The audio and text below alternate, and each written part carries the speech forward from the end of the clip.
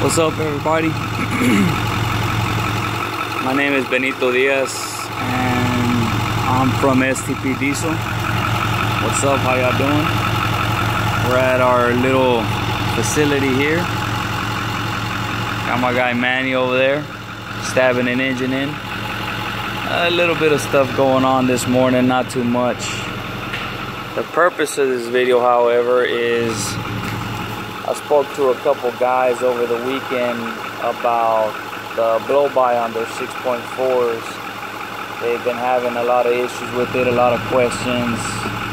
Not a whole lot of information on it except the famous oil filler cap test where you check for bounce and things like that.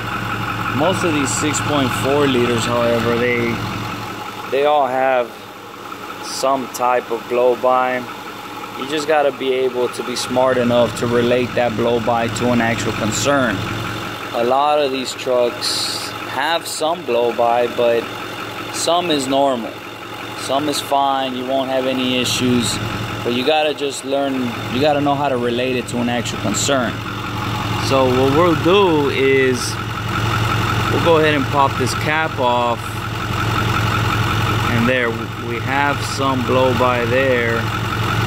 And then we'll put the cap test on it, and it bounces a little bit, not too much, but it does have some. Now a lot of guys, I've been told from videos, or what I see on videos, is people say, you know, oh, that's fine, the cap isn't bouncing back at you and all that good stuff. But another good test is you can put your hand over the filler hole and see if you feel any thumps on the palm of your hand. But this is all little at-home tests you guys can do if you don't have the right equipment. So we do know that we have a little bit of blow-by, and this is actually not the reason why this truck came in here. This truck right here came in trying to get bulletproof, you know, ARP studs and a couple of other little upgrades I can't talk about. And so we usually, when they bring it in for those types of things, I like to talk to the customer about it, figure out what all they want to do with their truck, and obviously we're going to check the condition of the truck. And that's what I'm doing, and this is what I found. I found that blow-by. So now what I want to do is I want to verify, is that blow-by related to an actual concern or not? So what I ended up doing is first thing I'll do is I can introduce you guys to the Ford IDS, which is that bad boy right there. Now the IDS isn't anything special. Well, it's the Ford factory diagnostic equipment. Anybody can get it, so you have to be careful. Still, just because somebody's using IDS doesn't mean anything. You still got to know how to use the right tool. So what I want to start off with is a power balance test, just to look at the cylinders overall. See, they're pretty smooth across, but what I want to do is I'll go in here and put my load tool on there to put the injectors under load, and then instantly you can see my number 2, a slight drop right there. So that's something that worries me right there, and only because number 2 and obviously number 8, for those of you that already know this, number 2 and number 8 are prone to failure on these 6.4s. So I see a slight drop there. I know I have blow-by, I have a slight drop. So my next test would be, is I want to look at fuel trims for all the injectors. So I bring on my fuel trim, and right away you can see cylinder 2 is at positive 11. Relating to all the other cylinders, number 2 is way over fueling. Now on this test, different people will tell you different things. Throughout my time with Ford, I spoke to many field service engineers, and the rule of thumb is plus or minus 5 from 0 is normal or allowable. Right here I'm at positive 11. So now I know I have an injector overcompensating. I have an injector that's dropping under a load. So the next thing I want to verify is relative compression. So let's go to that one. Now, these are my relative compression results. Now right away you see yellow, so you think low compression.